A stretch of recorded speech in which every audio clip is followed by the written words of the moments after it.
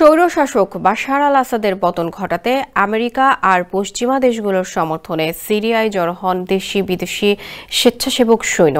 এই কাজে অংশ নেওয়া মিলিশিয়া সদস্যদের প্রায় 20% ছিল বিদেশি যোদ্ধা। তাদের সংখ্যা হতে পারে 10 থেকে 12 হাজারের মতো। আসাদ সরকারের পতনের পর নেতৃত্ব আর বীরত্বের জন্য অনেক বিদেশিকে দেওয়া হয়েছে সম্মানজনক স্বীকৃতি, কিন্তু প্রশাসনিক ও রাজনৈতিক জটিলতার কারণে বিদেশি মিলিশিয়া সদস্যদের সবাইকে মূল সেনাবাহিনীতে অন্তর্ভুক্তিকরণ সম্ভব হচ্ছে না। এ কারণে বিপুল সংখ্যক বিদেশি যোদ্ধাকে এশিয়া ও আফ্রিকার বিভিন্ন দেশে পাঠানোর কথা ভাবছে সিরিয়ার অন্তর্বর্তীকালীন সরকার। বুধবার সিরিয়ার সামরিক নেতৃত্বের ঘনিষ্ঠ একটি সূত্র আরব আমিরাত ভিত্তিক সংবাদ মাধ্যম ইরেম নিউজকে এই তথ্য জানিয়েছে। স্যান্ডেলিনা সো, রূপচর্চায় আভিজাত্য।